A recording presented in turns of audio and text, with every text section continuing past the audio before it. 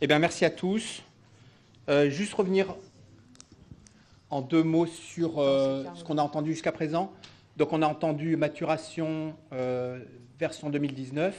Et donc, dans la salle, il y a ceux de 2021 et 2023. Donc, le premier intérêt de cette journée, c'était que ceux qui sont à mi-projet ou à fin de projet voient à quoi aboutissent ceux qu'on finit, les premiers de la classe, pour que ça vous donne une idée du temps qui est très court pour aller jusqu'à des résultats et puis un peu des écueils que les gens ont pu rencontrer et ou des formats qu'ont pu prendre les productions qu'ils ont eues et où est-ce que du coup on peut voir assez facilement de l'impact. Donc ça peut vous aider à améliorer, réorienter, réfléchir sur la deuxième ou la conduite de votre projet complet ou la deuxième partie de votre projet. On a vu deux thèmes qui étaient donc biocontrôle et OAD. Et ça partait d'une conviction qu'on avait eue, qui était que dans les laboratoires, il y avait des gens qui connaissaient extrêmement bien leur matériel biologique et qui avaient soit de la simulation mais qui n'en avaient pas fait un OAD, soit qui connaissaient les ennemis de nos ennemis qui sont nos amis, et donc qu'on pouvait éventuellement espérer mettre au point des nouvelles approches de biocontrôle. Et donc on avait choisi des thèmes qui, par définition même, étaient travaillés dans les laboratoires, donc on était sûr qu'on aurait des gens qui répondraient à cet appel. Dans les appels suivants, on a essayé d'ouvrir, comme l'a dit Florence, et donc les thèmes sont beaucoup plus larges et beaucoup plus variés. Voilà. Donc les thèmes d'aujourd'hui ne sont pas forcément représentatifs de la totalité de ce dont a besoin Ecophyto. J'ai réuni un certain nombre de diapositives, il y en a pour lesquelles on va pouvoir aller vite parce que vous avez déjà entendu l'histoire aujourd'hui, et puis il y en a d'autres où j'ai deux, trois points sur lesquels je voudrais revenir. Alors le premier, c'est pourquoi on est là. J'ai choisi une illustration parce qu'elle m'a marqué. Vous avez là le comptage des pollinisateurs sur 100 mètres de haies, un rang de cassis en l'occurrence. Et vous avez la comparaison du nombre de pollinisateurs qui étaient comptés en 1981. Vous voyez qu'on en a environ 50. Ils auront fait le même travail en 1993, il n'y en a plus que 10. Et puis ils ont refait le travail en 2018, et là on est à moins de 1. Voilà. Donc on a perdu 99% des pollinisateurs en 37 ans. Donc vous connaissez ces résultats-là, il y en a d'autres, mais enfin, voilà un exemple très concret. Et donc du coup, ce qu'ils ont fait, c'est qu'ils ont ouvert vers une expérimentation. L'expérimentation en question, elle consiste à définir une zone ici dans du cassis, dans les Hautes-Côtes en Bourgogne, et de mettre sous un filet une dizaine de pieds et de rajouter une ruche à bourdon, qui est la petite cage en blanc là. Et ils vont comparer le rendement, directement le rendement, entre ce qui est sous le filet et ce qui est à côté, pas sous le filet, donc il n'a pas pu bénéficier de l'ajout des bourdons pour polliniser les plants. Et le résultat est sans appel. Là où on rajoute des pollinisateurs, on triple le rendement. Donc ça veut dire qu'actuellement, tout le reste de la parcelle, là, l'agriculteur il a perdu 2/3 de sa production, juste parce qu'il n'y a pas de pollinisateur. Donc quand on dit la perte de biodiversité, c'est un problème, c'est pas un problème, c'est un problème pour la société, mais le premier puni, c'est l'agriculteur dans cette affaire-là. Voilà. Et donc ça doit nous aider quand même à dire, en tant que scientifique, attention, on a peut-être d'autres choses à faire que de remettre l'acétamipride dans la liste des produits qu'on pourrait utiliser demain. Voilà. Et donc c'est important de le rappeler, et ça il faut qu'on le rappelle à travers nos actes, et à travers nos fêtes et productions. Et donc du coup, toute la philosophie qu'on défend dans Ecophyto, c'est qu'on doit être en mesure d'armer les agriculteurs pour aller vers une autre agriculture. Et ça nécessite de travailler évidemment sur l'offre de nouvelles alternatives, d'inscrire ça dans l'agroécologie. Évidemment, il va aussi falloir changer un peu les critères d'évaluation des systèmes agricoles. Si on reste sur une évaluation simplement sur la performance économique, on verra qu'il y aura toujours des gens pour dire « Ah oui, mais la solution chimique, moi, elle me coûte 250 € de l'hectare, puis votre alternative, elle est peut-être pas mal, mais elle coûte 400, et donc du coup, je vais garder celle à 250. » Et on va dire « Oui, mais attendez, 400, c'était une petite série. Demain, si ça se généralise, ce ne sera pas 400, ça sera peut-être 200. » Et donc, comment on fait pour faire bouger et faire passer à la solution qui, évidemment, au moment où on change de paradigme, est moins fiable, moins efficace, et ainsi de suite. Donc, en fait, on a derrière tous vos travaux un autre travail complémentaire qui est d'évaluer les coûts et les bénéfices élargis apportés derrière ces solutions. Et donc, c'était extrêmement important qu'on ait eu quelques questions aujourd'hui sur est-ce que vous avez évalué la faisabilité, est-ce que vous savez si ça fait rentrer d'autres problèmes potentiels dans la serre, et ainsi de suite. Je pense que c'est des bonnes questions dont on a vraiment besoin pour alimenter notre réflexion globale sur la portée de ce dispositif. Voilà, donc l'immobilisme n'est pas une option, il va falloir bouger. Alors après, ANR et Ecofito, on s'est associés parce qu'il nous semblait important d'éviter de multiplier les guichets à l'infini. Et l'ANR nous a vraiment apporté quelque chose qu'on n'avait pas jusqu'à présent dans Ecofito, qui était un accès généralisé à l'ensemble de la communauté scientifique, qui connaît bien le site, qui connaît bien les pratiques, qui sait bien comment déposer les projets. Et donc c'était extrêmement important de montrer que les questions agricoles, les questions de société, la gestion des problèmes posés par l'agriculture pouvaient faire partie du cadre des choses que l'on veut financer, que l'on veut faire avancer. Dans cette association, un autre avantage et un autre bénéfice, c'est que l'ANR a une force de frappe étonnante sur la capacité à communiquer sur un certain nombre de choses.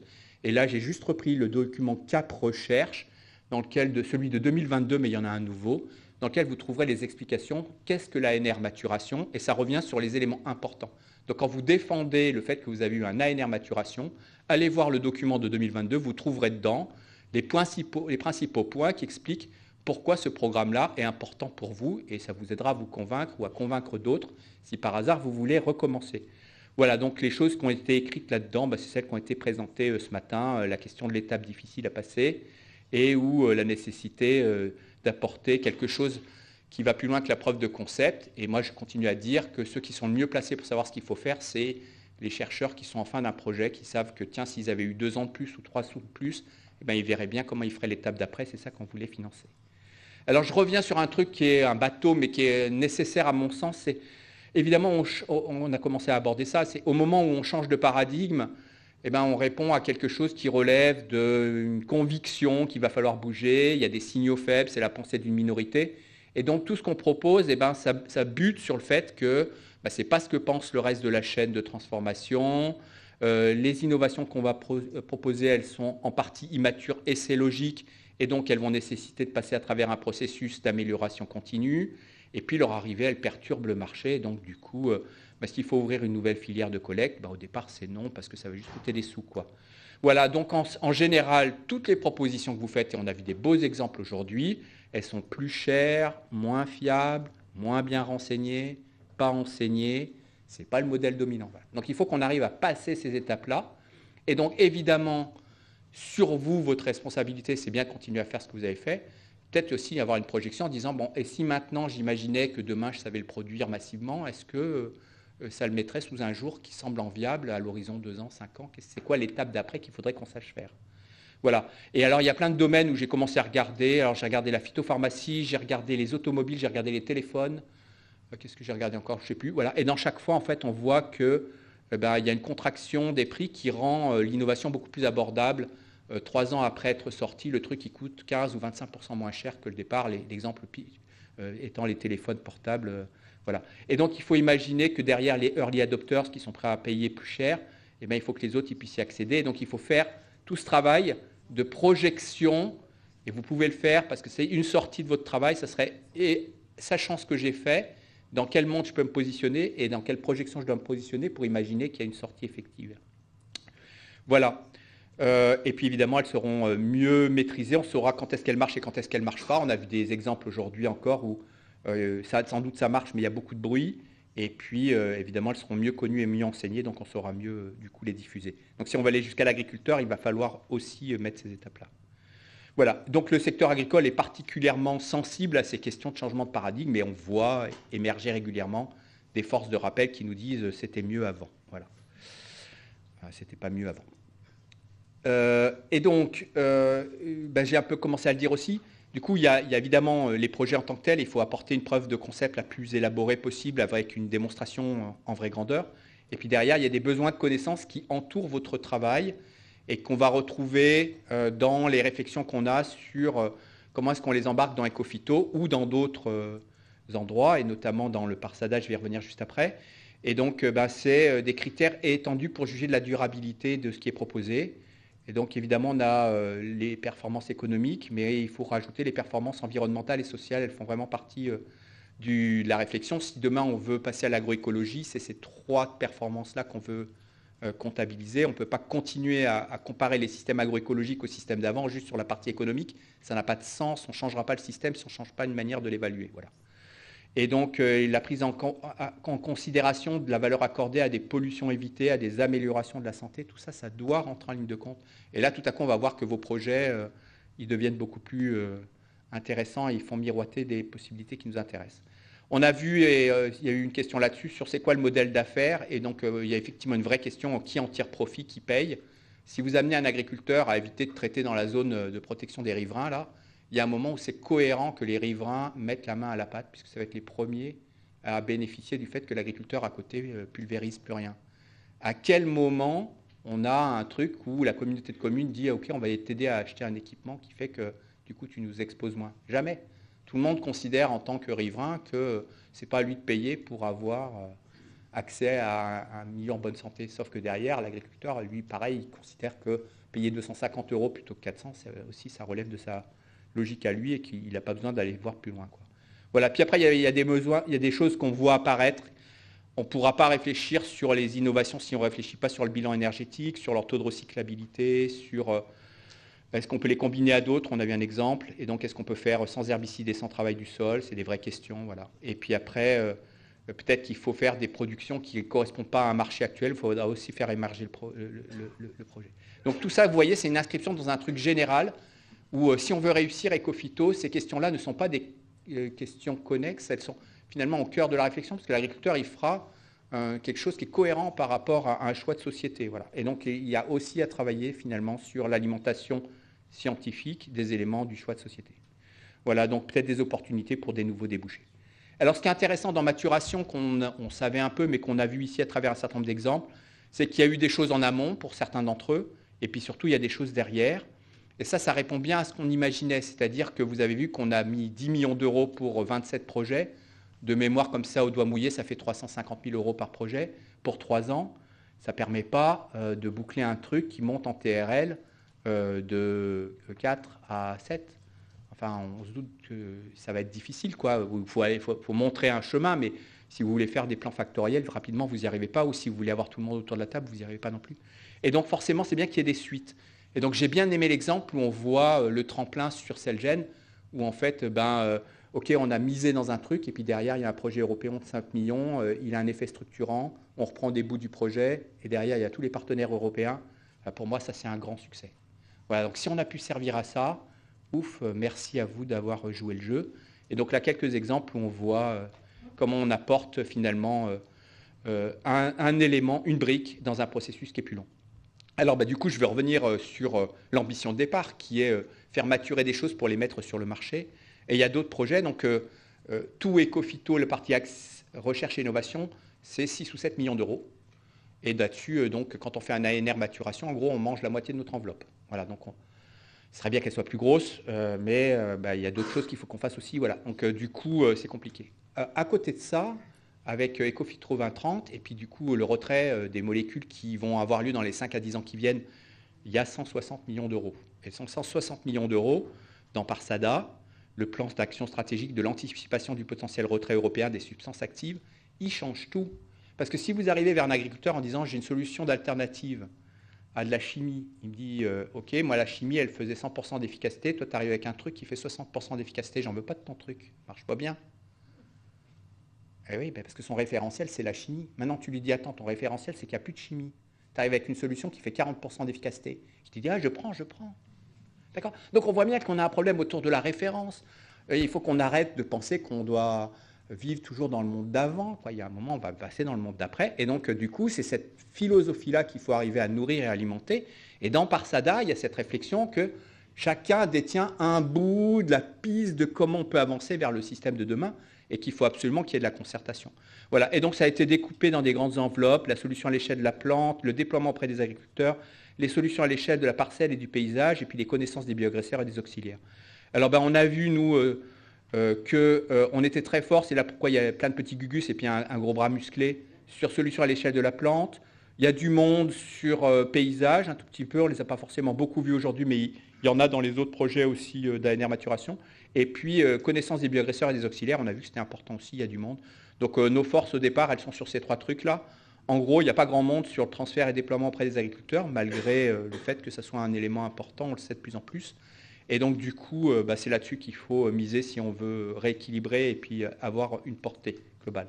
Et donc, du coup, on a repositionné un peu les projets que vous nous avez présentés. Alors, c'est difficile de les mettre vraiment dans une case, parce que quelquefois, ils émargent à plusieurs.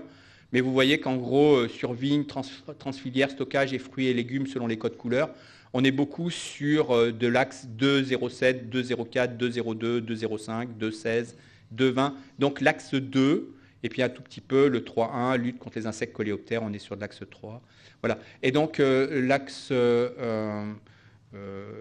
4 notamment est actuellement assez mal couvert, d'où l'idée qu'on a défendue qu'il fallait qu'on fasse un effort particulier pour regarder comment on ouvrait sur ces pistes-là.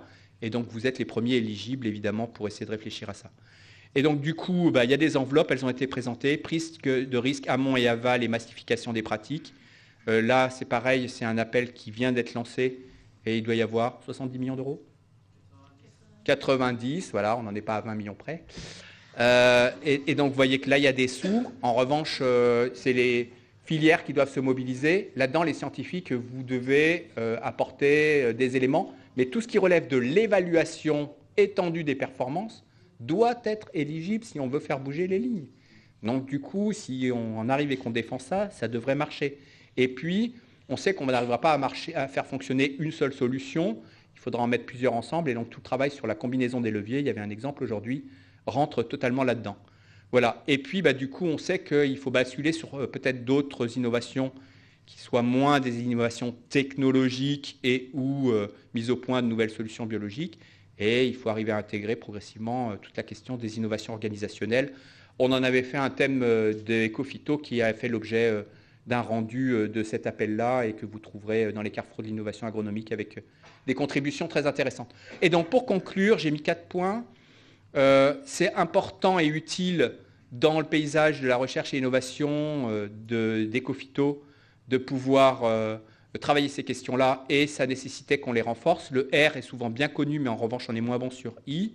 Sur la partie R, j'espère vous avoir montré rapidement qu'en fait, il manquait des connaissances de fond. Enfin, on peut en trouver, en imaginer assez facilement. Et puis sur I, on est vraiment très dépendant de la capacité à monter jusqu'à des choses qui fassent briller les yeux des gens qui soient capables de le reprendre. Donc, il y a à réfléchir sur trouver son public et le modèle de déploiement. Et donc, ces deux piliers-là sont les piliers dont on a besoin dans Ecofito. Les équipes scientifiques, vous êtes mobilisées et on vous en remercie encore. Vous avez ouvert des partenariats pour certains d'entre vous. On espère, on sera un peu attentif, c'était une des sorties importantes de ce travail-là, c'était de savoir si, quand vous avez fait un consortium et que vous avez mis 3 ans à vous connaître, est-ce que vous faites des nouveaux projets ensemble? Est-ce que vous continuez à travailler ensemble? Si c'est le cas, c'est une production. Si ça a permis que vous continuez à travailler sur un consortium qui mélange du public et du paraprivé ou du privé, on a gagné là aussi. Voilà. Donc, on espère que ces partenariats sont ou seront remobilisés. On a vu pour beaucoup d'entre vous que vous aviez fait un autre projet derrière, donc on sait bien que le projet il s'inscrit bien dans la logique de l'unité, et donc ça ne vous met pas en porte-à-faux avec le reste de votre unité. Et puis, c'est poursuivi dans d'autres travaux, et ça, c'est bien parce qu'on voit bien que c'est le long chemin vers l'innovation. Voilà, alors on a des interrogations, on pourrait parler de ça si vous avez des questions, mais sur l'interrogation sur le transfert et les repreneurs potentiels, on en a tout petit peu vu aujourd'hui, mais finalement, il y a peu de cas, vous nous avez expliqué ce que le repreneur il a trouvé dans votre projet, pourquoi il était content ou pas content, ou ce qui lui manquait encore pour avancer. Et ça, c'est des éléments essentiels qu'il faut qu'on capture. Parce qu'en fait, ce truc-là, il sera réussi si par hasard, derrière, le repreneur, il dit « Ok, maintenant, je prends ». Si par hasard, vous avez fait tout cet effort pour dire « Voilà, on peut aller vers quelque chose qu'on pourrait reprendre », mais derrière, il ne se passe rien, bon, on aura fait une étape de plus, mais enfin, on n'aura pas vraiment franchi la vallée de la mort, quoi. Voilà. Donc, du coup, qu'est-ce qui se passe de l'autre côté de la vallée de la mort? Il faut qu'on identifie ça comme il faut. Voilà. Et puis, les freins au changement du secteur agricole ne sont pas d'ordre seulement technologique. Et donc, il faut vraiment ouvrir à d'autres formes d'innovation. Qui paye, qui est intéressé, comment on montre qu'on a évité des pollutions majeures et comment, du coup, ça peut affecter l'organisation des filières. Et donc, de plus en plus, dans les projets qui ont émergé depuis 3 ans, ces dimensions-là sont beaucoup plus prégnantes et on comprend très bien pourquoi.